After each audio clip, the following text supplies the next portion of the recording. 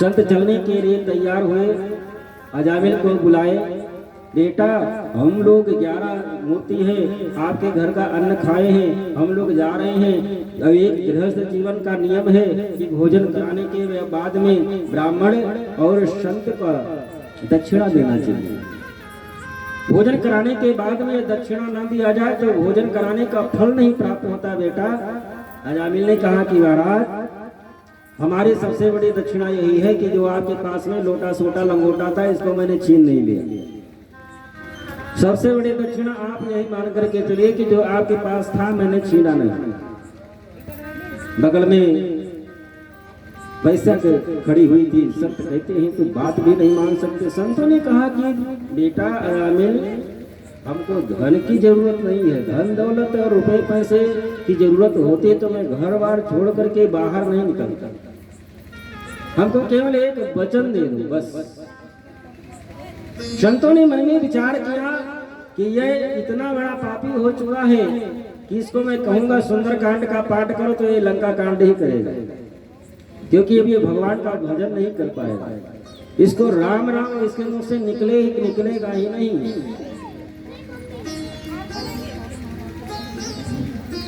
अजामिल से संतों ने पूछा कि आपके कितने बेटे हैं? महाराज 7 हो गए, 8वां गर्भ में है।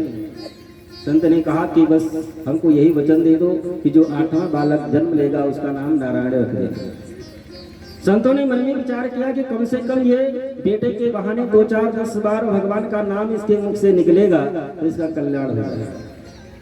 इसीलिए सबसे पहले के लोग अपने बच्चों का नाम भगवान से जोड़ करके रखते थे।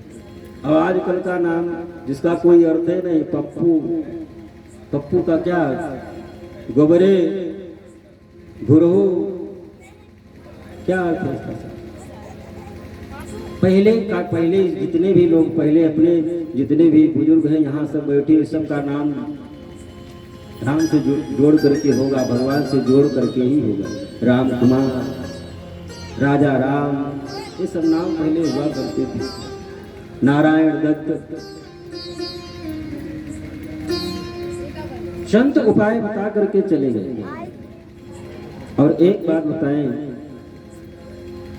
संत उपाय बता करके चले गए।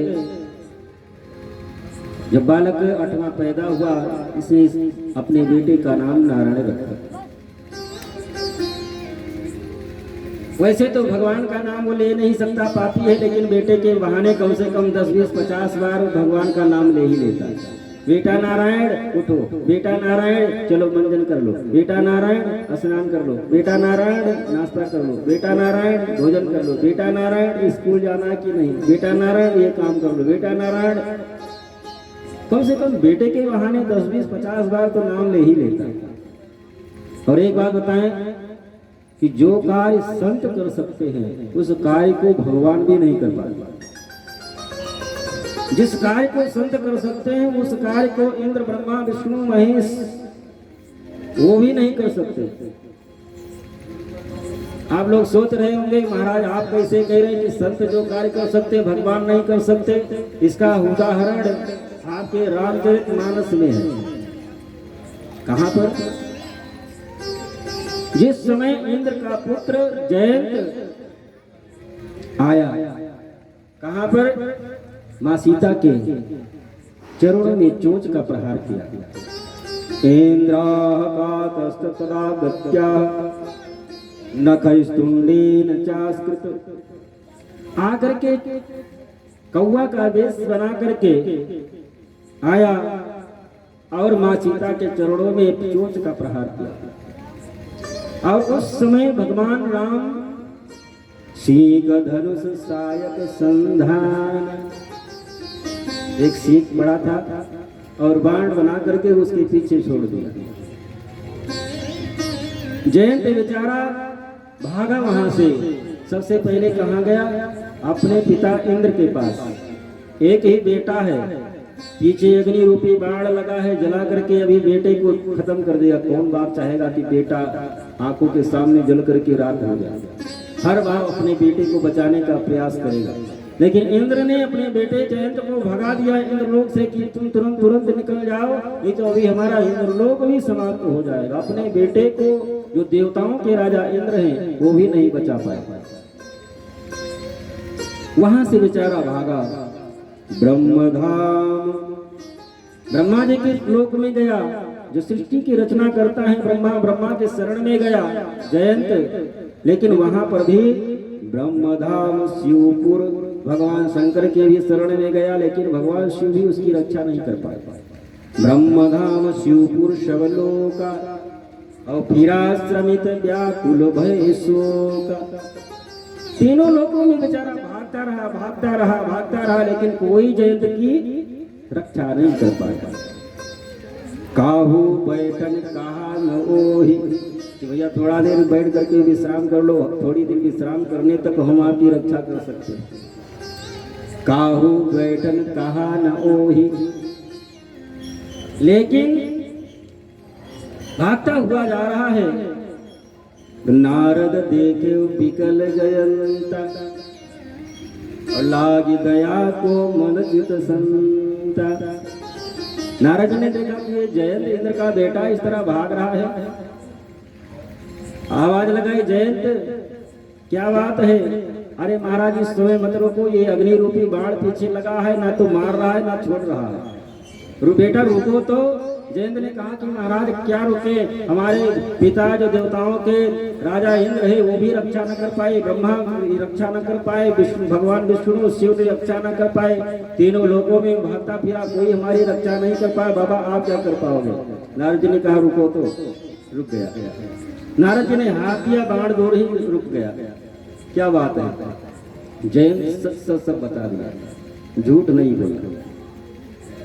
नारद जी ने कहा कि बेटा जयंत एक बात बताओ, अपराध तुमने किया है पूर्ण पार्वण परमेश्वर परमात्मा भगवान राम, और माफी मांगने चले गए अपने पिता के पास, ब्रह्मा के पास, शिव के पास, विष्णु लोक के विष्णु भगवान के पास। एक बात बताओ, जिसका अपराध करो उससे क्षमा न मांग करके और पड़ोसी से क्षमा मांगने के लिए चले जाओ, पड़ोसी की क्षमा कर देने से क्या अपराध क्षम्य हो जाएगा?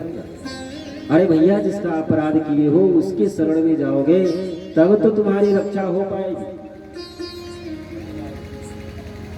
जयंत ने कहा कि मैं अब कैसे जाऊं वहां पर? नारद जी ने उपाय बता दिया।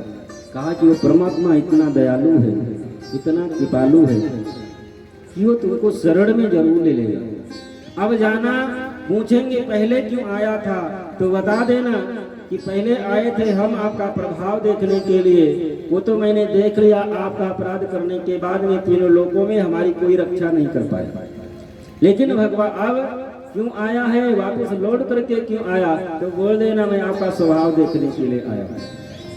और भगवान राम का स्वभाव इतना कोमल है, वो इतने दयालु हैं, इतने कृपालु हैं कि भगवान राम के स्वभाव को देख करके रावण भी रोया। भगवान राम के स्वभाव को देख करके रावण भी रोया है। एक बार जब युद्ध चल रहा था भगवान राम से रावण का, सायंकाल के समय रावण अपने महल में जाकर के अपने रूम में बैठ करके रो रहा था। मंदोदरी आकर के पूछती है कि स्वामी आज मैं पहली बार आपके आंखों में आंसू देख रही हूँ। रावण ने कहा कि देवी तुम ठीक कह रही हो, जब से मैंने जन्म लिया आज तक हमारे आंखों में आंसू नहीं आया। जन्म से लेकर के आज तक हमारे आंखों में आंसू नहीं आया। मैंने तीनों लोगों को रुलाया, इसी के प्रभाव के कारण हमारा नाम रावण पड़ा। मैंने तीनों लोगों को रुलाया है, लेकिन आज तक हमको कोई रुला नहीं पाया। लेकिन आज क्यों रो रहे हैं स्वामी? आज उस राम के स्वभाव को देखकर रोना आ रहा है। उस राम का स्वभाव इतना कोमल है, इतना दयालु है, इतना कृपालु है कि जिसके पत्नी का हरण करके मैं ले आया हूँ। 6 महीने से ऊपर हो रहा है, हमारे अशोक वाटिका में बिना अन्न जल किए बैठी हुई है। उस राम से मैं युद्ध करने के लिए जब गया तो हमारे रथ का पहिया टूट गया, हमारे शरीर से रक्त प्रवाहित हो रहा था, मैं रथ से नीचे गिर गया था। उस राम को उस समय ये चाहिए था कि एक बाण मार देता, हमारे शरीर से प्राण निकल जाते, लेकिन हमारी स्थिति को देख करके उस राम ने कहा कि रावण आप युद्ध करने के योग्य इस समय नहीं हो। क्योंकि तुम्हारे रक्त का पहिया भी टूट गया है, तुम्हारे शरीर से रक्त भी प्रवाहित हो रहा है। जाकर के विश्राम करो, कल पुनः जब स्वस्थ शरीर हो जाए, रथ भी सही हो जाए, तो आकर के पुनः हम आप युद्ध करेंगे। नारद जी कहते हैं जयंत से कि राम का स्वभाव इतना कोमल है कि जरूर आपकी रक्षा हो जाएगी। नारद जी ने उपाय बता दिया, जयंत भगवान की शरण में आया, उसकी रक्षा होगी। तो संत जिस कार्य को कर सकते हैं उस कार्य को भगवान भी नहीं कर सकते। तात्पर्य संत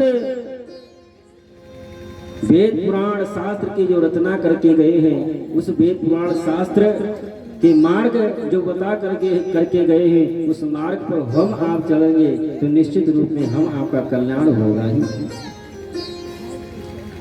अजामिल अपने बेटे का नाम नारायण तो रख लिया, लेकिन पाप कर्म में कोई कमी नहीं आई, वो ज्यों क्यों त्यों ही चल रहा है। एक दिन यमराज ने अपना रजिस्टर खोला और यमराज ने कहा कि ये अजामिल तो इतना बड़ा पापी हो गया है, अब तो ये धरातल पर रहने के योग्य नहीं है। भले ही उसकी 40 वर्ष आयु बाकी है, भले ही अजामिल की आयु 40 वर्ष बाकी है, लेकिन अब वो पृथ्वी पर रहने के योग्य नहीं है, जाकर के उसको ले आओ। लोग कहते हैं कि छठी की रात में ब्रह्मा ने जो आयु निर्धारित कर ली, ना उसमें तिल भर घटना है ना तिल भर बढ़ना है, बिल्कुल गलत। जिस समय अजामिल को लेने के लिए यमराज के दूत लेकर लेने के लिए आए, उस समय अजामिल की 40 वर्ष आयु बाकी थी। लेकिन ये भी सत्य है कि छठी की रात में ब्रह्मा ने जो आयु निर्धारित कर दी है, ना उसमें तिलभर घटना है ना तिलभर बढ़ना, ये भी बात सत्य है। इसके लिए जैसा मानव के लिए वेद पुराण शास्त्र में जो मानव के लिए धर्म और कर्तव्य बताया गया है, उस धर्म और कर्तव्य का पालन करते हुए जो जीवन को यापन करता है, वो अपने पूर्ण आयु को भोगता है। नहीं यदि वो रास्ता का परित्याग करके अधर्म पथ पर चल पड़ता है, तो आप लोग खुद ही देखते होंगे, जो गोली मारता है गोली के राह पर गोली के रास्ते ही जाता है। जो गोली मारता है गोली के रास्ते ही जाता है। अजामिल की 40 वर्ष की आयु बाकी थी, यमराज के दूत लेने के लिए आ गए और अंतिम समय में जिससे जीव अधिक प्रेम करता है, मानव जिससे अधिक प्रेम करता है, उसी की याद आती है। भले उसके 7 बेटे और थे, लेकिन जो सबसे छोटा बेटा नारायण था उसे अधिक प्रेम करता था। चारपाई पर लेटा हुआ था, यमराज के 4 दूत आए जो देखने में कज्जल पहाड़ की तरह बड़े बड़े काला काला स्वरूप, बड़े बड़े दांत और लंबे लंबे बाल, देख करके ही प्राण निकल जाए, देख करके डर गया। दूर पर खेल रहा था बालक जिसका नाम नारायण संतों ने बताया था नारायण नाम रखा था। दूरे क्रीडन का सप्तम पुत्रम नारायणाहोयम पल्लवितेन स्वरेण रजूया कुलेन्द्रिया। जोर जोर से चिल्लाने लगा, बेटा नारायण आओ, बेटा नारायण आओ, बेटा नारायण आओ। भगवान नारायण अपने पार्षदों से कहे कि अंतिम समय में हमारा नाम गा लिया है, अंतिम समय में हमारा नाम गा लिया है, अब ये नरक में जाने का अधिकारी नहीं रह गया, क्योंकि जन्म जन्म मुनि जतन कराही अवंत राम कही आवत नाही। ऋषि मुनि हजारों वर्ष बैठ करके कठिन तपस्या करते हैं, लेकिन तो फिर भी अंतिम समय में भगवान का नाम मुख से नहीं निकल पाता। और ये भले ही पापी रहा हो, पाप कर्म में लिप्त रहा हो, लेकिन अंतिम समय में हमारा नाम गा लिया, अब ये नरक में नहीं जा सकता। भगवान नारायण अपने पार्षदों को भेज दी, जाकर के यम के दूतों से छुड़ा लो। भगवान के पार्षद भी आ गए। भगवान के पार्षद भगवान नारायण के ही स्वरूप में है, वो भी जैसे भगवान का स्वरूप है वैसे ही भगवान नारायण के जो पार्षद होते हैं उनका भी स्वरूप होता है। भगवान नारायण के पार्षदों में अंतर केवल एक ही स्वरूप, एक ही उपाय के द्वारा किया जा सकता है। भगवान नारायण के वक्षस्थल पर महाराज भृगु के चरणों का चिन्ह है, और भगवान नारायण के जो पार्षद होते उनके वक्षस्थल पर चिन्ह नहीं होता, बस केवल एक ही अंतर से पहचान सकते हैं। सर्वे पद्म पलाशाक्षा पीत कौशेष वाससाः। पीताम्बर धारण किए हुए भगवान नारायण के पार्षद आए। यजामिल भगवान नारायण के पार्षदों को भी देख रहा है। भगवान नारायण के पार्षदों को देख करके बड़ा प्रसन्न हुआ। यमराज के दूतों के तरफ जब देखता है तो लगता है अभी प्राण निकल जाएंगे, लेकिन जब भगवान नारायण के पार्षदों के तरफ देखता है तो मालूम पड़ता है कि बड़ी आत्म शांति मिलती है। भगवान नारायण के पार्षद आए, डांट करके यमराज के दूतों को कहा कि आप इसको नहीं ले जा सकते। क्यों? क्योंकि अंतिम समय में हमारे नारायण का नाम गाया है। यमराज के दूतों ने कहा अंतिम समय में आप के नारायण का नाम थोड़ी ना गाया है, तो अपने बेटे को बुला रहा था। भगवान नारायण के पार्षदों ने कहा कि एक बात बताओ कि हमारे प्रभु नारायण का नाम पहले नारायण पड़ा कि इसके बेटे का नाम नारायण पहले पड़ा? यमराज के दूतों ने कहा कि नारायण तो आदिकाल अनादिकाल कब से है कोई किसी को पता ही नहीं। ये अपने बेटे का नाम तो अभी साधु संतों के कहने पर रखा था। तो जब हमारे प्रभु का नाम अनादिकाल से नारायण है तो उनका नाम नारायण होगा कि इसके बेटे का नाम नारायण होगा? बुलाया तो हमारे प्रभु नारायण को ही था। अगर सीधे सीधे कहने पर नहीं मानोगे तो धक्के मार करके भगाएंगे। भगवान नारायण के पार्षद यमराज के दूतों को डांट करके भगा दिया। यमराज अजामिल दोनों को देख रहा है। अजामिल दोनों को देख रहा है और देखते देखते भगवान नारायण के जो पार्षद थे वो भी अंतर ध्यान हो गए। इसकी जो 40 वर्ष की आयु बची हुई थी, मन में विचार किया कि पाप कर्म करते हुए आंखों से देखा और इतने बड़े पाप कर्म में मैं लिप्त हो गया, लेकिन अब इस घर गृहस्थी और एक घर परिवार से मैं विरक्त होकर के अब भगवान का भजन करूंगा। क्योंकि इस संसार के लोगों के ऊपर और घर परिवार के लोगों के ऊपर यदि विश्वास करेंगे तो पुनः अब कोई बचाने के लिए नहीं आएगा। एक बार तो संत आ गए थे, वो कृपा करके उपाय बता करके चले गए, जिससे हमारा उद्धार हो गया, लेकिन अब कौन उद्धार कराने के लिए आएगा?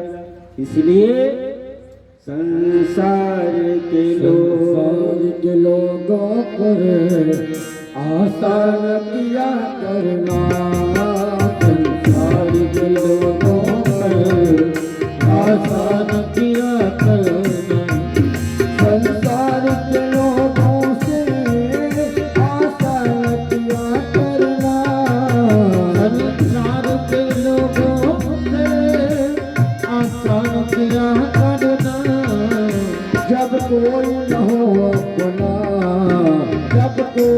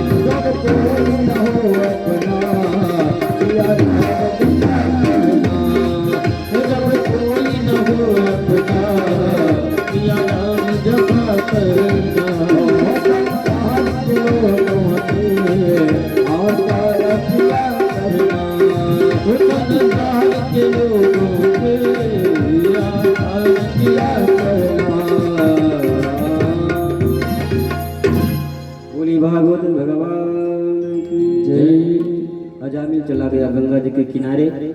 40 वर्ष जो आयु उसकी बची हुई थी, बैठ करके गंगा जी के किनारे भगवान का भजन किया। 40 वर्ष जब पूर्ण हुई तो भगवान नारायण के पार्षद आए और संतों की कृपा हुई और वो भगवत धाम को चला गया। यदि दरवाजे पर संत न आए होते तो बेचारा नरक ही जाता, लेकिन संतों की कृपा हुई, भगवत भक्तों की कृपा हुई, नरक से बचा और भगवत गति उसको प्राप्त हुई। वैसे समय तो अब हो गया है, 10 बजने वाले, लेकिन आधा घंटा का समय आप लोग और दें तो थोड़ा सा कथा बढ़ जाए कि कल भगवान का जन्म है। आधा घंटा बैठेंगे?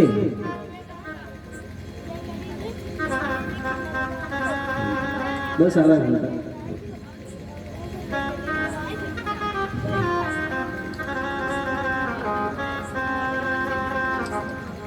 हिरण्यकश्यप भगवान नारायण से दुश्मनी मानता था। क्यों? उसके बड़े भैया को भगवान नारायण शूकर का रूप धारण करके उसका उद्धार कर दिया। तब से भगवान नारायण से दुश्मनी मानता है। लेकिन हिरण्यकश्यप मन में विचार किया, यदि सीधे मैं इसे नारायण से लड़ने के लिए जाऊंगा तो जो गति भैया की हुई वही गति मेरी भी होगी, मैं भी मारा जाऊंगा। तो उनसे लड़ने के पूर्व मैं थोड़ा सा शक्ति सामर्थ्यवान हो जाऊं तो मैं उनसे लड़ने के लिए जाऊंगा। शक्ति प्राप्त कैसे होगी नारायण से लड़ने की? सृष्टवा चराचरमिदं, ये जो संपूर्ण सृष्टि जो दिखाई पड़ रही है तीनों लोगों की, सृष्टवा चराचरमिदं तपो योग समाधिना, ये तप और योग के प्रभाव से ही ब्रह्मा जी ने संपूर्ण सृष्टि की रचना की है। तप के प्रभाव से जब पहले ब्रह्मा जी का जन्म हुआ तो वो तप के प्रभाव से भगवान का दर्शन किए, तप के प्रभाव से ही संपूर्ण सृष्टि की रचना की। तो मैं भी चल करके तप करूं, ऐसा सोच करके हिरण्यकश्यप कठिन तप किया और उसके तप से प्रभावित होकर के ब्रह्मा जी आए वरदान देने के लिए। हिरण्यकश्यप ने कहा कि प्रभु यदि आप हमारे ऊपर प्रसन्न हैं तो हमको अमृत का वरदान दे, मैं अमर हो जाऊंगा। ब्रह्मा ने कहा कि जब हम ही अमर नहीं हैं तो हम आपको अमृत का वरदान कैसे दे सकते हैं, क्योंकि हमारी भी आयु निर्धारित है, हमको भी एक शरीर छोड़ना पड़ेगा। जितने भी देव हैं सबकी आयु निर्धारित है, मेरी भी आयु निर्धारित है, तुमको भी ये शरीर छोड़ना पड़ेगा। मैं तुमको कैसे अमृत का वरदान दे सकता? हिरण्यकश्यप ने कहा कि तो प्रभु आप हमको ये वरदान दें कि ना कोई हमको दिन में मार सके, ना हमको कोई रात में मार सके, ना हमको कोई घर के अंदर मार सके, ना घर के बाहर मार सके, हमको ना कोई पृथ्वी पर मार सके, ना कोई आकाश में मार सके, ना कोई हमको मानव मार सके, ना हमको कोई जानवर मार सके, और ना हमको कोई अस्त्र से मार सके, ना हमको कोई शस्त्र से मार सके। वरदानों की जड़ी लगा दी। ब्रह्मा जी ने कहा तथास्तु। ब्रह्मा से वरदान प्राप्त करके वापस लौट करके आया। इसके 4 पुत्र हैं और सबसे छोटे हैं श्री प्रहलाद जी महाराज। अन्य पुत्रों की अपेक्षा प्रहलाद जी महाराज ब्राह्मण्याशील संपन्ना सत्य संधो जितेंद्रिया। श्री प्रहलाद जी महाराज का जो स्वभाव है ब्राह्मणों के प्रति नम्रता, ब्राह्मणों के चरणों में प्रणाम करना, साधु संतों के चरणों में प्रणाम करना, उनका अभिवादन करना। ब्राह्मण्याशील संपन्ना सत्य संधो जितेंद्रिया, और निरंतर भगवत स्मरण भगवत पूजन किया करना, भगवान का नारायण का निरंतर स्मरण करते रहे। थोड़े जब बड़े हुए प्रहलाद जी शुक्राचार्य जी के पुत्र सांड और अर्मक को बुला करके हिरण्यकश्यप ने कहा कि इस बेटे को भी ले जाकर के विद्यालय में दैत्य कुल की जो विद्या है आप अध्ययन कराएं। सांड और अर्मक विद्यालय में लेकर के गए, पढ़ाई किए, करा रहे हैं। कुछ दिन के बाद में हिरण्यकश्यप अपने बेटे प्रहलाद जी को बुलाया, राजमहल में गोदी में बैठाया। बेटा आप गुरु जी के यहाँ गए थे पढ़ने के लिए, गुरु जी जो पढ़ाए, जो सबसे अच्छी विद्या आपको लगी हो वो आप हमको बताएं। प्रहलाद जी ने कहा कि पिताजी ये मानव का जो शरीर मिला है, ये मानव के का जो जीवन मिला है, ये परमात्मा ने बड़ी कृपा करके दी है। इसलिए इस शरीर के द्वारा जितना भी बन सके धर्म कर्म पूजा पाठ और निरंतर भगवत स्मरण करते रहना चाहिए, क्योंकि भगवान का स्मरण, भगवान का पूजा और भगवान की कथा इसी शरीर के द्वारा हो सकता है। बाकी 84 लाख जो अन्य योनियां हैं उनको ये सौभाग्य प्राप्त नहीं है। जीवों में सबसे बड़ा शरीर हाथी का होता है, लेकिन हाथी को सौभाग्य नहीं कि वो बैठ करके कथा सुन सके, वो बैठ करके भगवान के नाम का जाप कर सके, वो जा करके तीर्थ यात्रा कर सके, हवन पूजा कर सके। वो सौभाग्य अन्य जीवों को प्राप्त नहीं है। ये सौभाग्य केवल मानव को ही प्राप्त है, मानव का जो शरीर मिला हुआ है। इसलिए पिताजी भगवान में मन लगाने के लिए सबसे पहले श्रवणम कीर्तनम विष्णु, निरंतर भगवान की कथा को श्रवण करना चाहिए, निरंतर भगवान की कथा, निरंतर भगवान के नामों का कीर्तन करना चाहिए। श्रवणम कीर्तनम विष्णु स्मरणम पाद सेवनम, निरंतर भगवान का स्मरण करना चाहिए और भगवान के चरणों की सेवा, भगवान की सेवा पूजा करनी चाहिए। अर्चनम वंदनम दास्यम साख्यम आत्मनिवेदनम, भगवान से सखवत कोई एक रिश्ता जोड़ ले तो निश्चित रूप में जीव का उद्धार हो जाएगा। जब इस प्रकार से भगवान नारायण का गुणानुवाद हिरण्याकश्यप ने सुना तो नारायण से दुश्मनी रखता ही था, गोदी से नीचे फेंक दिया और सांड अर्मक को बुलाया, कहा कि देखो तो हमारे बेटे को कौन हमारे दुश्मन के बारे में बता रहा है। सांड अर्मक ने कहा कि महाराज आप निश्चिंत रहे, कोई हो सकता है गुप्त रूप में आया हो, इसको समझा बुझा करके गया हो, लेकिन अब इस बात का हम ध्यान रखें, आप निश्चिंत रहे। कुछ दिन के बाद में पुनः फिर हिरण्याकश्यप प्रहलाद जी को बुलाया, गोदी में बैठाया, पुनः पूछा पिताजी बेटा आप ये बताओ कि गुरुजी अभी तक आपको 6 महीने तक पढ़ाए, उसमें दैत्यों की विद्या में सबसे अच्छी विद्या आपको कौन सी लगी? फिर प्रहलाद जी महाराज कहते हैं पिताजी कि जो कुछ भी संपूर्ण सृष्टि में जो कुछ भी दिखाई पड़ रहा है ये कुछ भी अपना है नहीं। आप ये मानते हैं कि आप, मैं आपका बेटा हूं, आप हमारे पिता हैं, लेकिन ये जो शरीर का जो संबंध है, इस शरीर का संबंध भी कभी हो सकता है आपके पिता हम भी रहे हो, आप हमारे बेटा रहे हो, लेकिन इस शरीर का संबंध शरीर तक ही सीमित रखना चाहिए। ये जीव का संबंध केवल परमात्मा से ही है। ये जिसको आप अपना मान रहे हो ये कुछ भी साथ में जाने वाला नहीं है, ये यही का यही रह जाएगा, केवल कर्म ही साथ जाता है।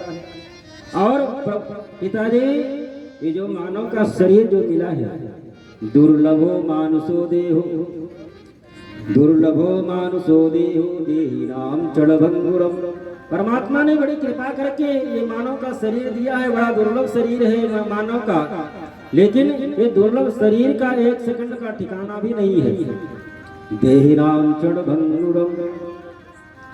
और पिताजी धनानि भूमो पशवो हि गोष्ठो, ये धन संपत्ति वैभव जो कुछ भी आता है, जो कुछ भी दिखाई पड़ रहा है, धनानि भूमो पशवो हि गोष्ठो, ये सब यहीं के यहीं रह जाएंगे, कुछ भी साथ में जाने वाला नहीं। कितना भी चोरी बेईमानी करके कितना भी धन संपत्ति वैभव बना ले, धनानि भूमो पशवो हि गोष्ठो, ये सब यहीं के यहीं रह जाएंगे।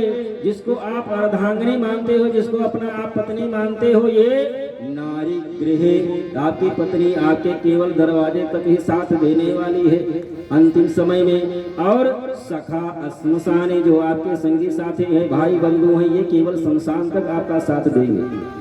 और उसके बाद में ये जो आपका शरीर है, जिसको आप अपना मान करके बैठे हो, ये भी कहाँ तक साथ देगी? देह चितायाम, ये भी चिता तक साथ देगी। चिता में जल करके ये भी जल करके राख हो जाएगा। साथ कौन जाएगा?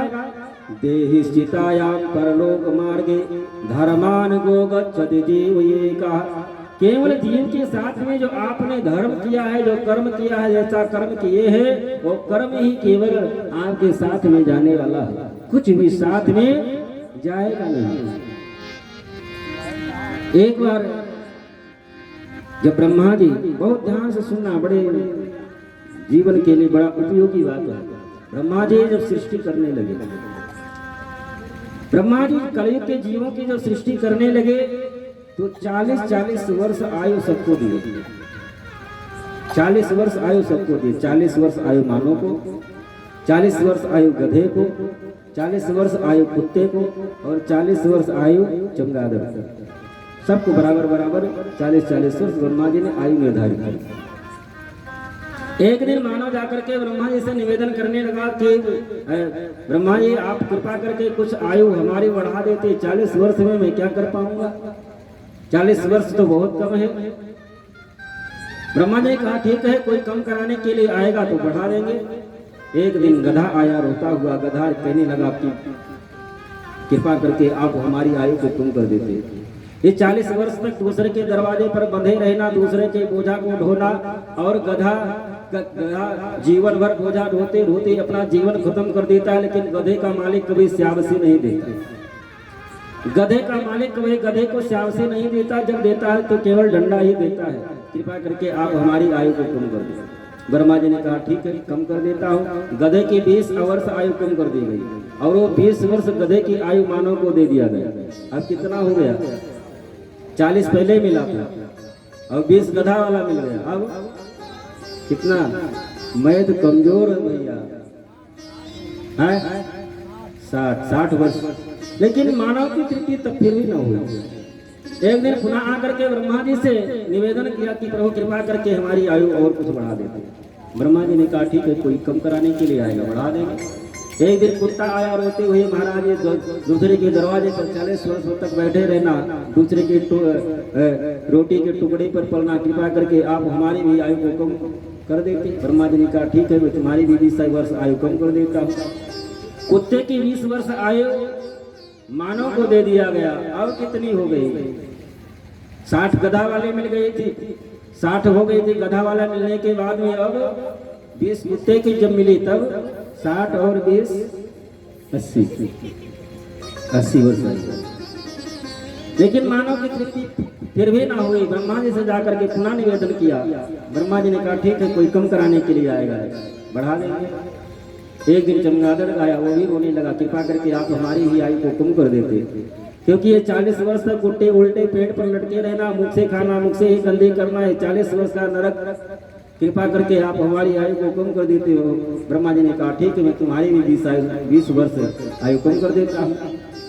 चमगादड़ की 20 वर्ष आयु मानव को दे दिया गया। अब पूरी आयु कितनी हो गई?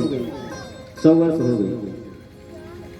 जो वास्तविक 40 वर्ष आयु ब्रह्मा जी की दी हुई होती है, बड़े आराम से बीतती है। लगभग लोगों सभी लोगों के माता पिता भी रहते, कोई टेंशन नहीं रहता, टेंशन फ्री, चाहे जहाँ आना चाहे जाना, एकदम से फ्री। किसी ये प्रकार का लगभग लोगों के कोई टेंशन नहीं रहता। लेकिन जब 40 के ऊपर जब पहुंचते हैं, गधे वाले जब कंडीशन शुरू होती है, लगभग लोगों के माता पिता भी चले जाते हैं, पूरा भार अपने ऊपर आ जाता है। और उसी समय जितना भी चोरी बेईमानी डाका डालना है, जितने भी कुकर्म करना है, यही 40-60 के बीच में होता है। एक गधे वाले जब स्थिति शुरू होती है, इसी बीच में सोचते हैं कि सारे संसार का धन संपत्ति लोड करके और घर में रख ले। लेकिन जिस प्रकार से गधा बोझा ढोते ढोते पूरा जीवन अपना समाप्त कर देता है, गधे का मालिक कभी श्यावसी नहीं देता, उसी प्रकार से मानव भी अपने घर परिवार के लिए बोझा ढोते ढोते चोरी बेईमानी कैसे भी करके धन संपत्ति कमाते कमाते अपना जीवन पर बर्बाद कर देता है। लेकिन बेटे कभी ये नहीं कहते पिताजी आपने हमारे लिए बहुत कुछ कर दिया, अब आप बैठ करके भगवान का भजन करें, तीर्थ यात्रा कराएं। अब आप दरवाजे पर बैठ करके आप केवल जो साधु संत आते हैं उनकी सेवा करें, भजन पूजन करें, जिससे आपका कल्याण हो सके। शायद ही कहीं करोड़ों में किसी एक का बेटा कहा होगा कि पिताजी अब आप करने के योग्य नहीं है, हम लोग करेंगे, आप बैठ करके भगवान का भजन करें। बेटा कहेंगे तो यही कहेंगे पिताजी आपने हमारे लिए क्या किया। अरे बड़े भैया के लिए तो आपने चौराहे पर बनवा दिए, उनके लिए तो वहां पर कर दिए, हमारे लिए आपने क्या किया।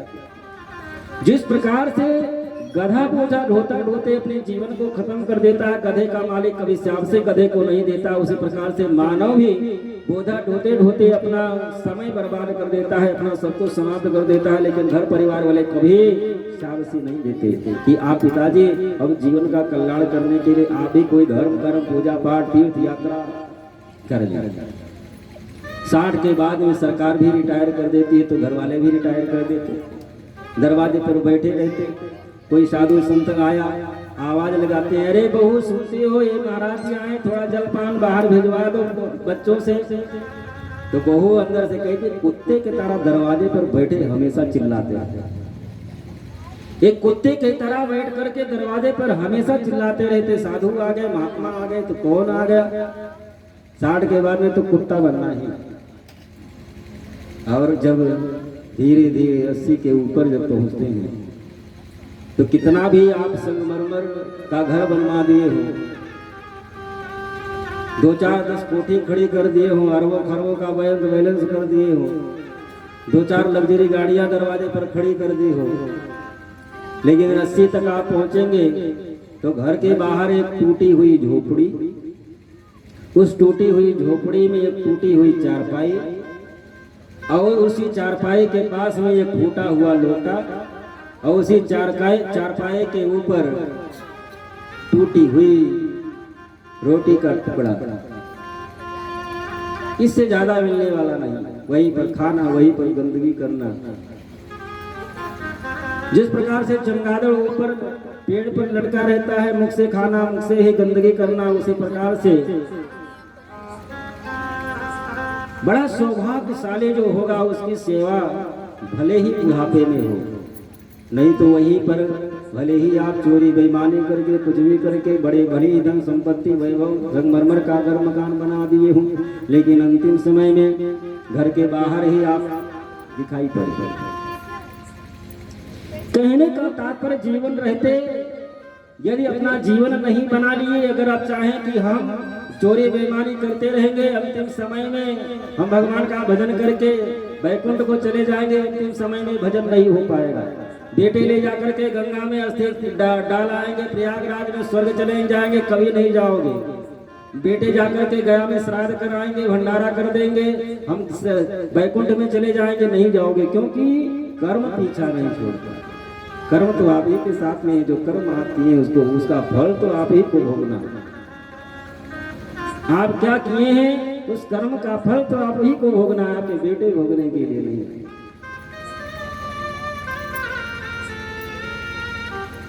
प्रहलाद जी अपने पिता हिरण्यकश्यप को भगवान नारायण के प्रति भजन पूजन के बारे में बताया, लेकिन फिर भी जब ज्ञान न आया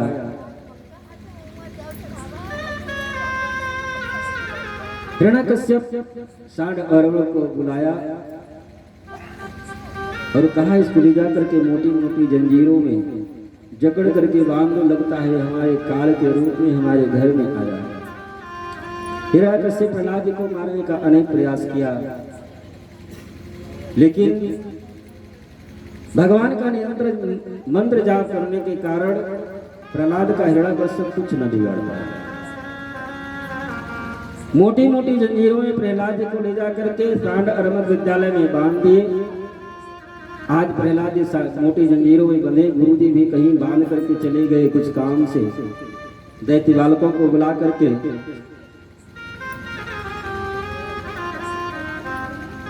प्रहलाद जी ने कहा कि आ जाओ, हम बढ़िया सुंदर खेल खेलते हैं।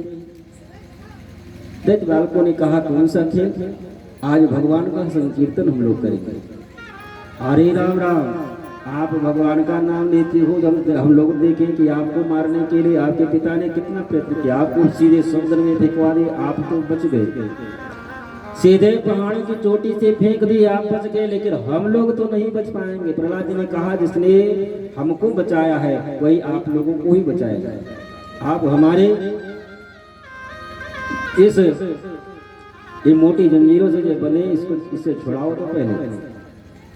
और जब हम उस परमात्मा के आश्रित हो जाएंगे, जब हम उनका चिंतन करने लगेंगे तो वो हमारी चिंता करने लगेंगे। हमको चिंता करने की क्या जरूरत है?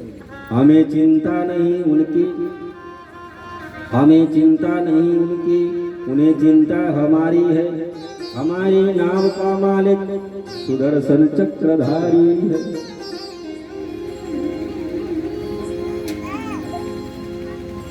दैत्य बालकों ने आज प्रहलाद जी से प्रश्न किया कि आपके हृदय में ये भगवान की भक्ति, ये पूजा पाठ करने का, बाकी आपके भाई हम लोगों जैसे दैत्य कुल में ये संस्कार आपको कैसे मिले? क्योंकि जैसे हम लोगों का जन्म हुआ वैसे ही दैत्य कुल में आपका भी जन्म हुआ, फिर भी ये भगवान की भक्ति ये सब आपको मिला कहाँ? प्रहलाद ने मुस्कुरा करके कहा, ये हम जब गर्भ में थे, ये भगवान की भक्ति हमको गर्भ में ही प्राप्त हुई। गर्भ में, हाँ, जिस समय हमारे पिता गए थे तप करने के लिए, उस समय इंद्र हमारी माँ कयादों का हरण करके लेकर के जा रहा था। रास्ते में नारद जी मिले।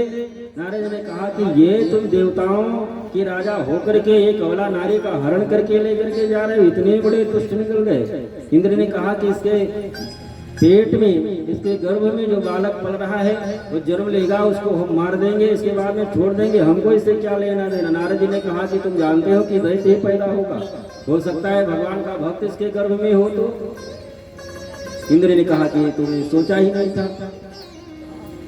तो नारद जी कयादों को ले जाकर के अपने आश्रम में छोड़ दिए। वहां पर निरंतर भगवान की कथा, भगवान का संकीर्तन चलता रहता है।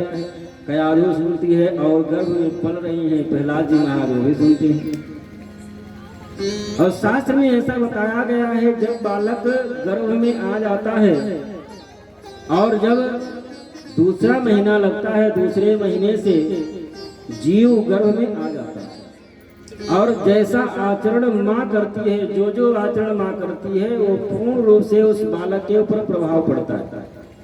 जैसा जैसा माँ करती है उसी तरह से, उसी समय से उसके दिमाग में वो रील बनना शुरू प्रारंभ हो जाता है। ऐसा नहीं है कि बालक गर्भ में है तो उसको अनजान है, उसको कुछ उसको आभास ही नहीं होता है।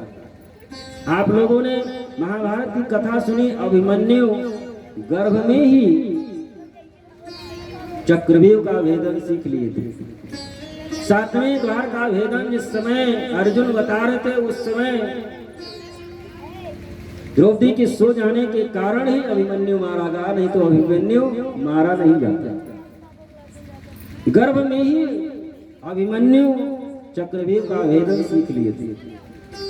तो माँ जैसा आचरण करती है बालक के ऊपर पूरा प्रभाव पड़ता है। इसलिए जब गर्भ में बालक आ जाए तो माँ को उस समय भले ही वो कैसे हो, लेकिन यदि बालक जैसा चाहे माँ बना सकती है।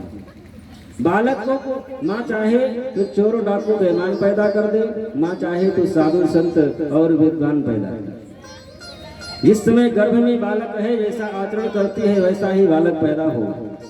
यदि बालक गर्भ में है, घर में पिताजी शाम को ठर्रा लगा करके आ रहे हैं कच्ची, तो बालक पैदा होगा तो करेगा, क्योंकि भाई वो गर्भ में है। उस घर का संस्कार तो उस बालक पर पड़ेगा ही। माँ यदि गुटखा खा रही है तो बालक तो जरूर खाएगा। पिताजी यदि जैसा आचरण करते हैं, घर में आते हैं, गाली गलौज करते हैं, तो वो भी पैदा होगा, वो भी गाली गलौज करते।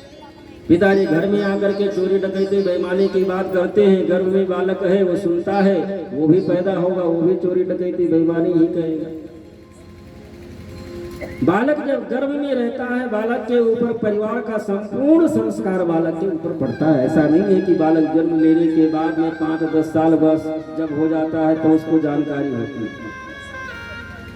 प्रहलाद जी ने कहा कि हम गर्भ में थे, माँ कथा सुनती थी, मैं भी बड़ा प्रेम से सुनता था। बाहर होता तो भले दिमाग इधर उधर जाता, इधर उधर की आवाज आती, लेकिन वो गर्भ में था तो बाहरी कोई आवाज नहीं, केवल कथा आराम से सुनता, बड़े ध्यान से सुनता भगवान का चरित्र।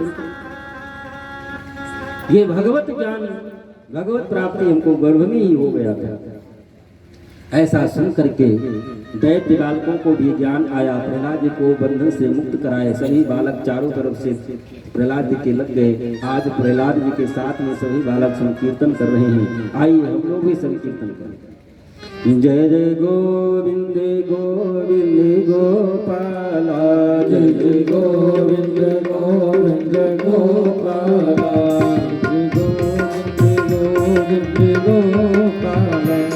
जय गोविंद गोविंद गोपाला जय गोविंद गोविंद गोपाला भज मुरली मनोहर रंग लाला भज मुरली मनोहर रंग लाला जय जय गोविंद गोविंद गोपाला जय जय गोविंद गोविंद गोपाला भज मुरली मनोहर रंग लाला भज मुरली मनोहर रंग लाला। सभी बालकों के साथ में कीर्तन कर रहे हैं। प्रहलाद जी महाराज प्रहलाद जी कीर्तन कर रहे हैं।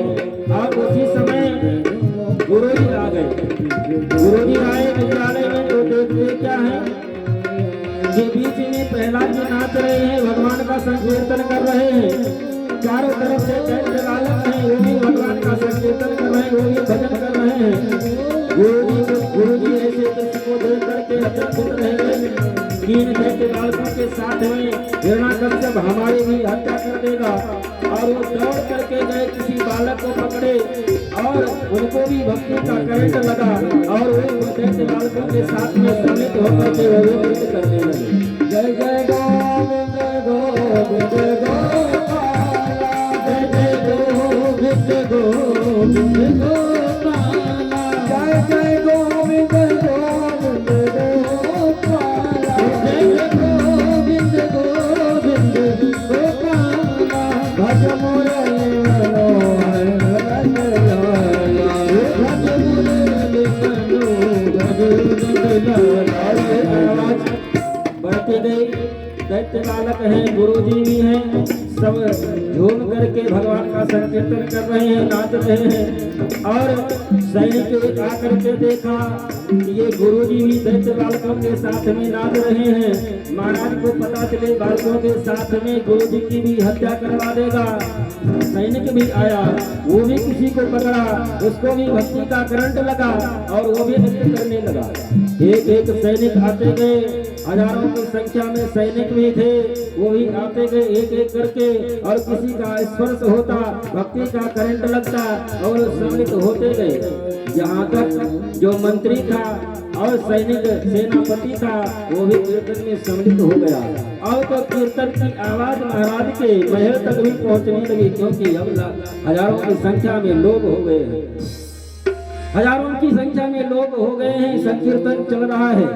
गोविंद गोपाला जय जय गोविंद गोविंद गोपाला जय जय गोविंद गोविंद गोपाला जय गोविंद गोविंद गोपाला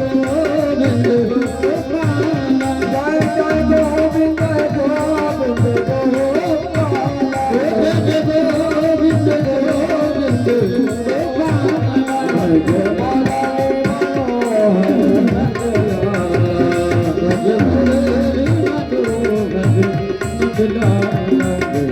जय को आवाज सुनाई पड़ी और विद्यालय की तरफ से हमारे दुश्मन की आवाज आ रही है।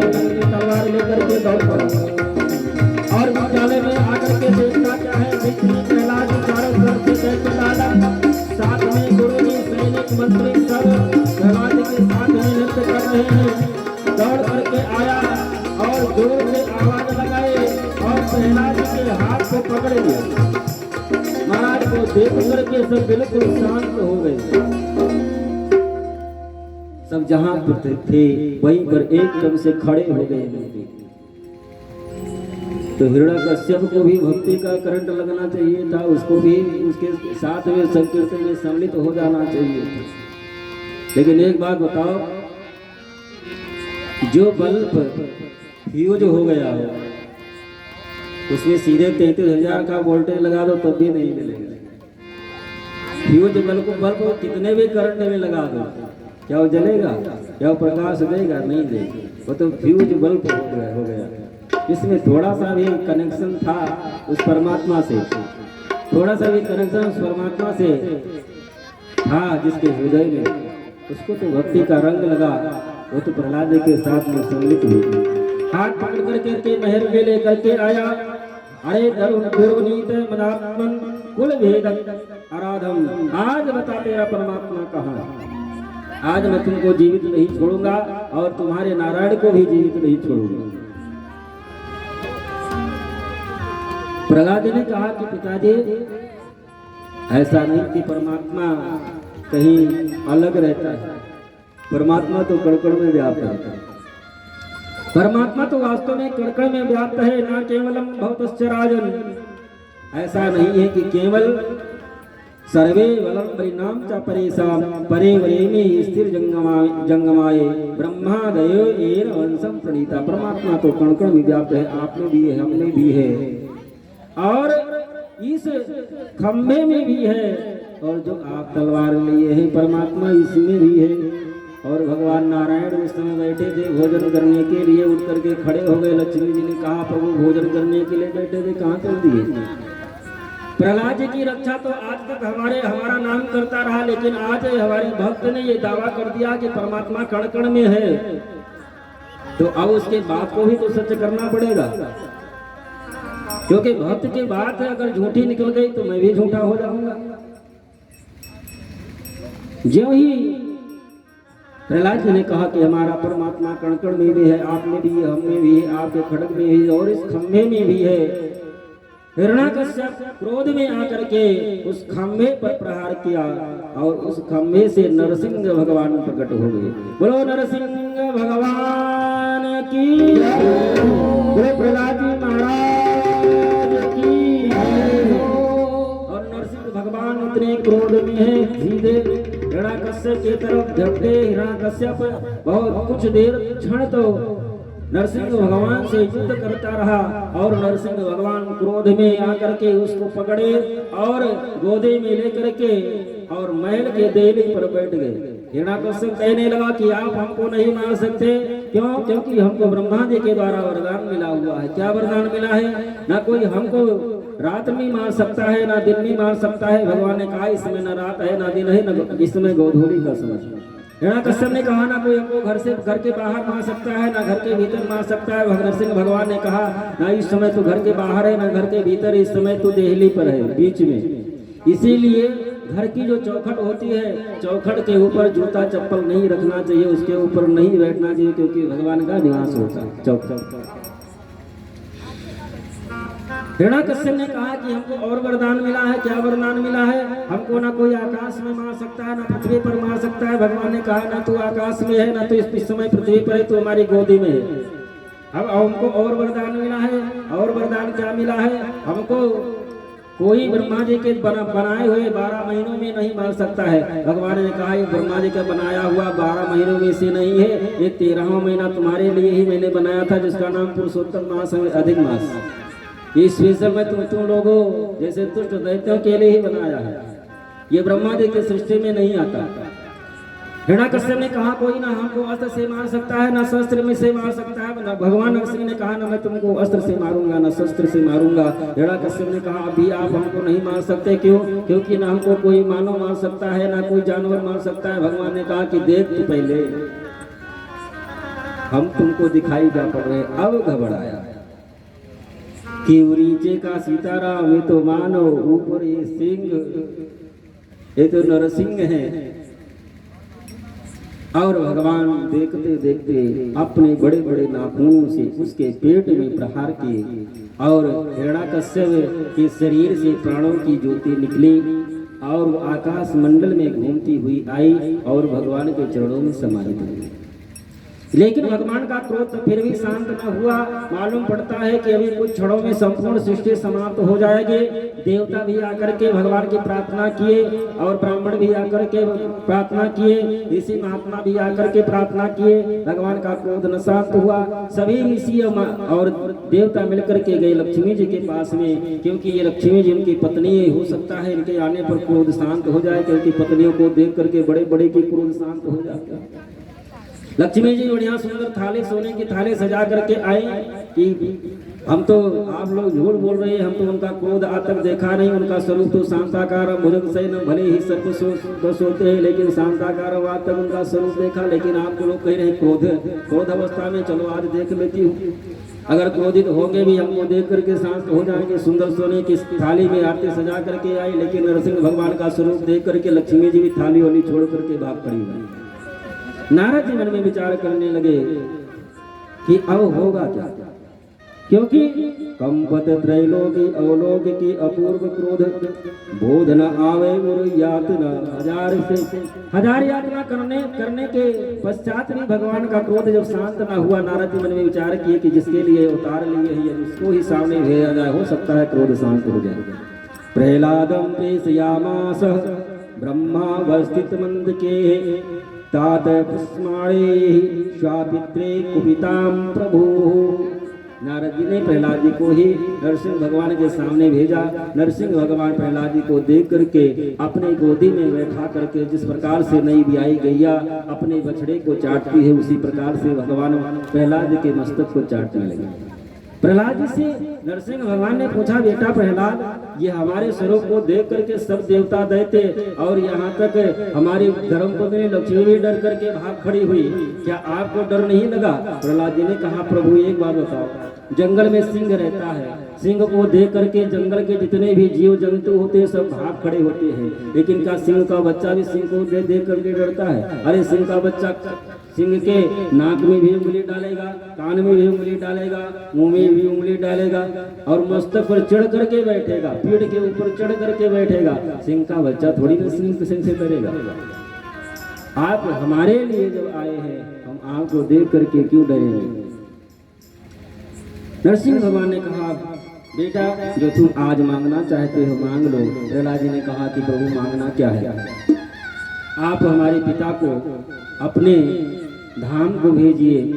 भगवान नारायण ने कहा कि तुम्हारे जैसे भक्त जिस कुल खानदान में पैदा हो जाते हैं उसकी 7 पीढ़ियां वैसे ही 21 पीढ़ियां उसकी वैसे ही तर जाती हैं, उसकी 21 पीढ़ियां वैसे ही तर जाती हैं। लेकिन आपके पिता की जो मुक्ति हुई है, जिसको साए जो मुक्ति कहते हैं, हमारे चरणों में समाहित हो गया, वो हमारे में ही विलीन हो गया। क्योंकि तुम्हारे जैसे भक्त जिस कुल में है, कुलम पवित्रम जननी कृतार्थम वसुंधरा पुण्यवती जतेना। आपके पिता की तो सदगति हो ही गई और जो मांगना चाहते हो मांग लो। प्रहलाद जी ने कहा कि प्रभु यदि आप प्रसन्न ही देना ही चाहते हैं तो आप ऐसा वरदान दें कि कभी भी आपसे कुछ मांगने की इच्छा ही हमारे मन में जागृत न हो। आपसे कुछ मांगने की इच्छा है कभी हमारे मन में जागृत ना हो। भगवान ने कहा ये तो कोई बात नहीं हुई, लेकिन ठीक है, मैं अपनी तरफ से आप का राज तिलक करना चाहूंगा। प्रहलाद जी मना करते हैं, लेकिन भगवान ने कहा कि यदि कोई दैत्य इस गद्दी पर बैठेगा तो ये दैत्य कुल की परंपरा फिर चलती रहेगी, ये दैत्य कुल की परंपरा चलती रहेगी। लेकिन जब सिंहासन पर आप ऐसा संत कोई बैठ गया, आप ऐसा संत, तो ये परंपरा जो दैत्य वाली थी वो धीरे धीरे समाप्त हो जाएगी। भगवान स्वयं प्रहलाद जी का राज तिलक करते हैं और इसके बाद राज तिलक किए और भगवान अंतर्धान हो गए। और यहीं पर गाड़ी विराम, आधा घंटा का समय आपका से मांगे थे, आधा घंटा पूर्ण हो गया और यहीं पर गाड़ी विराम। कल भगवान का जन्म उत्सव है, कल आप लोग अधिक से अधिक संख्या में आवे। एक लोग 10 लोगों को लेकर के आए तो आप जो सुनेंगे उसका फल आपको मिलेगा ही, लेकिन जो 10% कमीशन वाला LIC वाले जो होंगे भैया वो जानते होंगे कि पैसा तो जमा कराते हैं दूसरे का, लेकिन उसमें से परसेंटेज उनको मिलता है। LIC वाले जितने भी होंगे उनको पता है कि इसमें